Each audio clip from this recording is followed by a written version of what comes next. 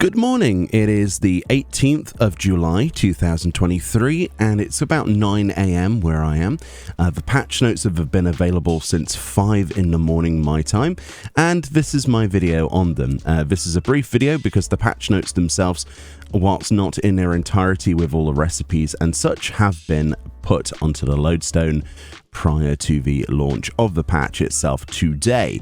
The server should be up at about 11 a.m. BST. So these patch notes then cover everything in 6.45, so let's get straight into it.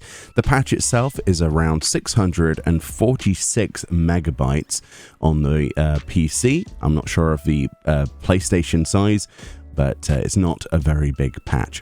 So in terms of the playable content, then we have quests, the Mandeville Gold Saucer updates, housing and miscellaneous sections. So let's go through these. First of all then, new side story quests have been added for the somehow further Hildebrand adventures. If you've managed to do the previous set of Hildebrand quests, you can pick up the Buy Agent Unknown quest in Radzart Han, and you must have first completed the previous quest as it shows here. And then there's also another quest after that called Not From Around Here. So we've got two more sections of hilarity with Hildy, and then we unlock the next section of the Mandeville Weapon series. The Mandeville Weapons then do actually require you to complete sections of the Hildebrand storyline itself, so bear that in mind with this new one as well. For the upgrade then of the weapons, as you can see, we have two quests. One is a Spirited Reforging, which says players must first complete the side story quest Well Oiled and Not From Around Here, which, as you know, as I've just said, on the previous and new Hildebrand Adventures storylines. So make sure you do those. There seems to also be another quest after that, which could very easily be the repeatable as part of the upgrade process. So I'm looking forward to seeing whatever those weapons look like and whatever item level they might be. It's probably going to be pretty useful.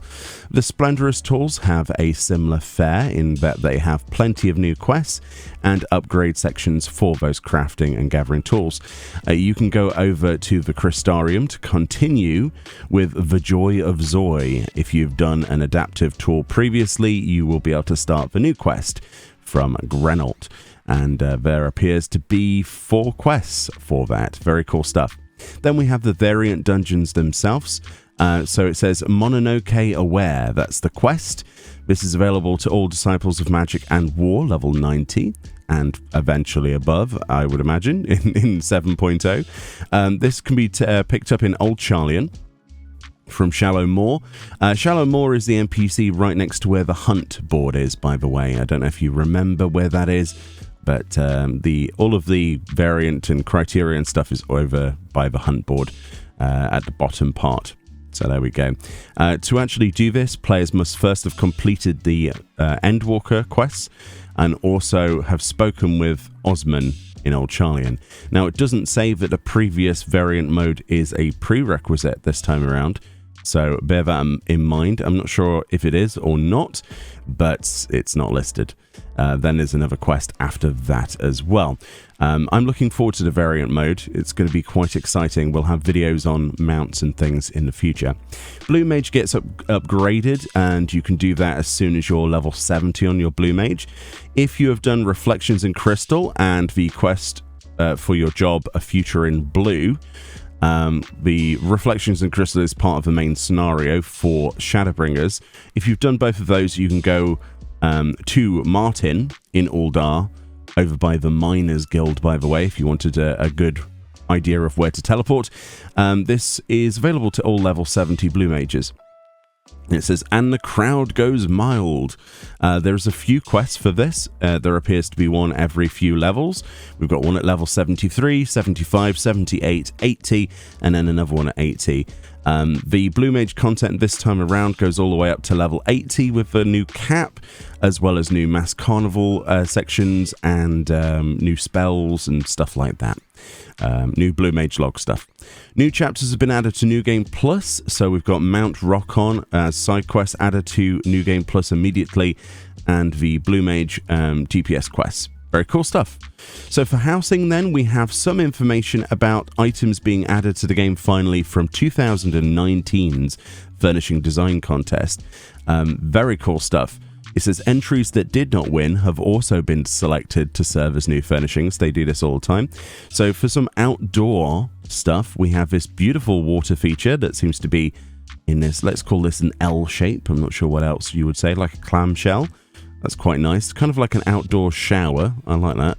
Remember, outdoors items are even more valuable to us as a player, with Island Sanctuary now allowing us to place those things. Very cool stuff. And like a broken vase with like a plant coming out of it with dirt. Like a dog has accidentally knocked this over. That's cool. Then for indoors items, again, presumably from the Furnishing Design Contest rather, in 2019, we have like a bamboo shisui odashi or whatever that might be, almost like a water feature. We have some cactuars, which is adorable, in a basket, some food items, and what appears to be a wall safe. Looks like something straight out of Fallout 4. Fantastic stuff. Very excited for that. And other furnishings then outside of that they have added. These are outdoor furnishings. These are going to look amazing on my island. We have these like moss covered and weathered statues. Look at this. Like shrine statues here. And a griffin, I'd like to say that might be. This looks like it will be from Mount Rokon, because this looks suspiciously like the mount from the Savage version of that. As we've seen in previews. So that's where I'm guessing this stuff is from. Maybe not all of it, but it definitely looks like that kind of thing. Shrines and stuff. And then indoors, we have some very interesting things that I have no idea what to say about them. These look like boss models to me. Again, from maybe Mount Rokon? I'm not sure where else those could be from. Very cool stuff. I like those though. They're very decorative. New orchestral roles obviously added to the game. We've got new triple triad cards because of the NPCs. There might be new NPCs that have been added in the quests and things where you could, get cards from them. But it also says, gold saucer, so I would definitely check that out. We've got one new hairstyle. They do say hairstyles, but I think there's only probably this one. There's a male and female character there side by side, a Haya and a Mikote. And honestly, I'm not sure how I feel about that hairstyle. It's okay, right? It's collar high, which is not, it's not the sort of, it looks a bit bedraggled from the background, doesn't it? I'm not sure if this is a reference to something in the game that we already have, or an NPC. I'm not really sure. It kind of looks like bed hair. It looks like me when I've woken up, or when I had longer hair.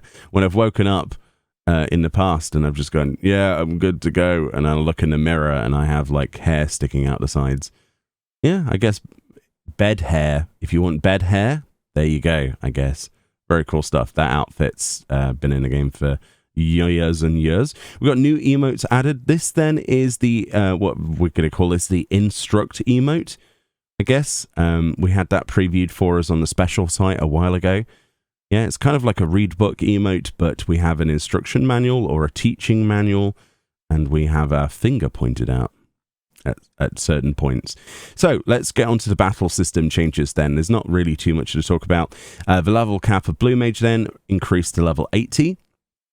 It says Blue Mages cannot participate in some content, such as deep dungeons and ultimate raids. This one, I know, this needs to be a topic of an entirely different video, but why? Why can't we do deep dungeons? But there we go, that's a topic for another day. New blue magic spells have been added. They show off the Innocence picture, which has been shown for years.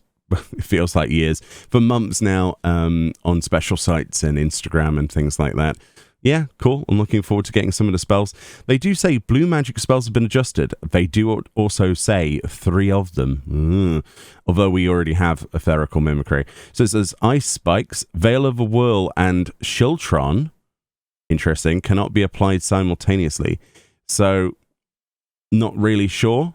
It means that those 2 abilities cannot be used at the same time. Shiltron? I don't know what Shiltron is.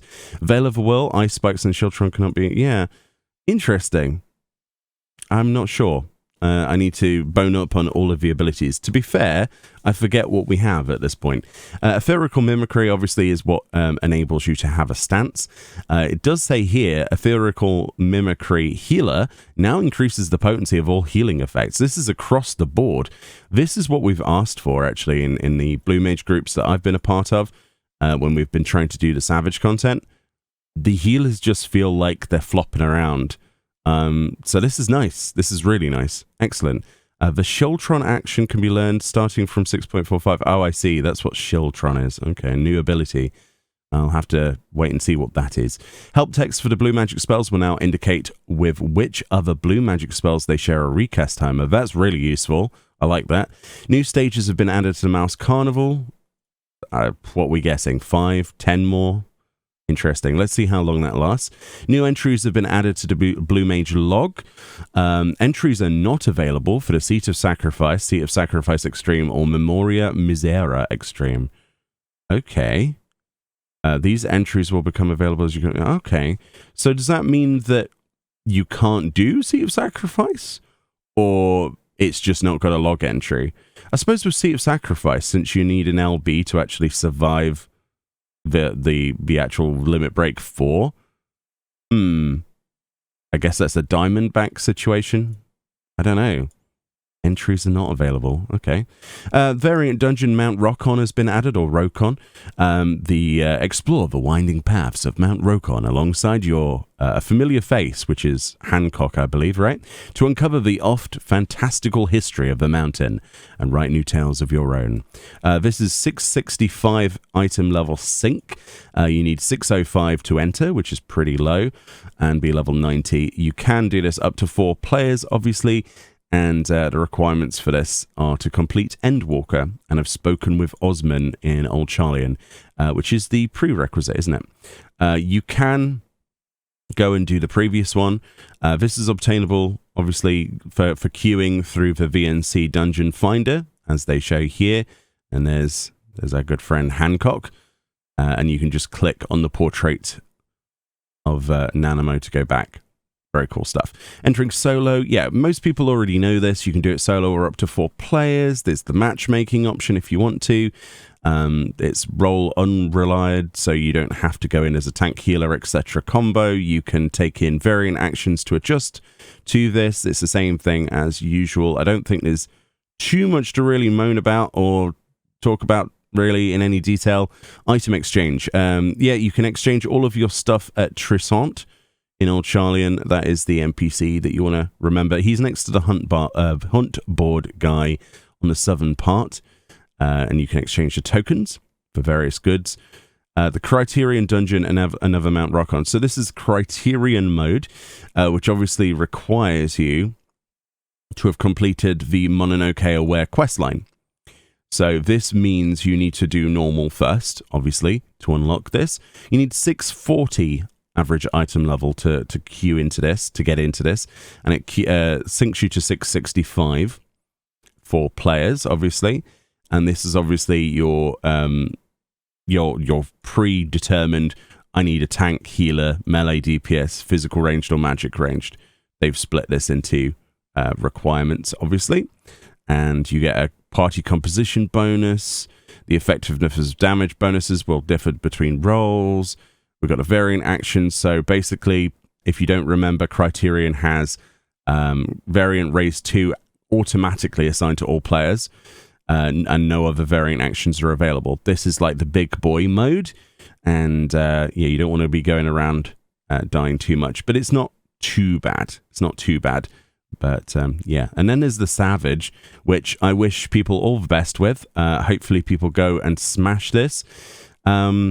Yeah, basically, you need to have finished the another Mount Rokon. Oh, I see. So you've got to do normal, then Criterion, and then you can do Savage. Oh, I see. Okay, right, yeah. I think that's how it was before. There we go. And then you talk to Osman.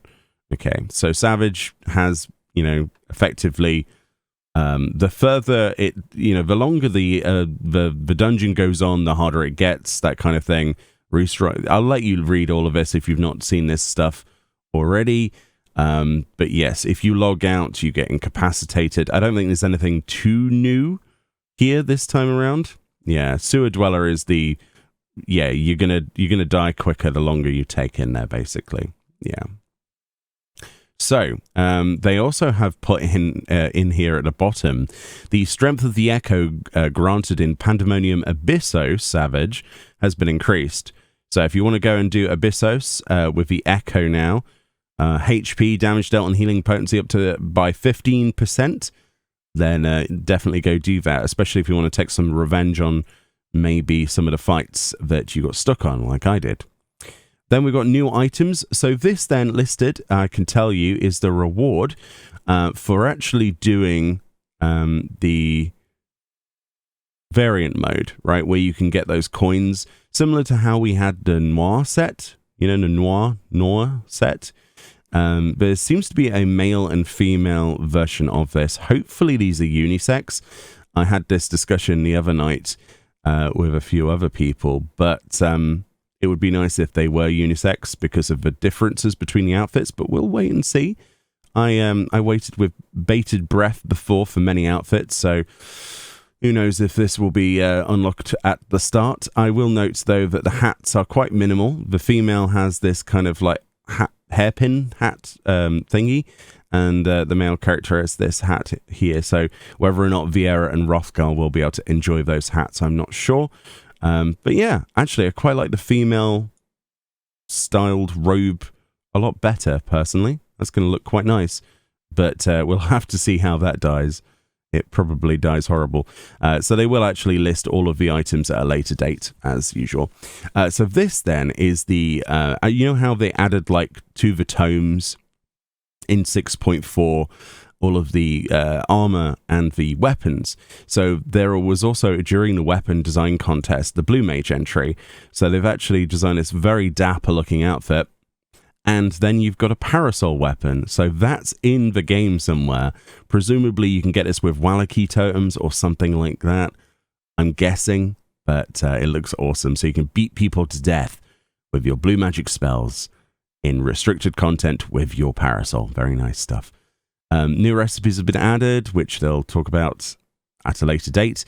The Splendorous Tools enhancement, they go on to that with the Joy of Zoe. New Miner and Botanist nodes, new items, gathering points, new fishing holes. Yeah, the usual stuff you would expect with the Splendorous Tools upgrade.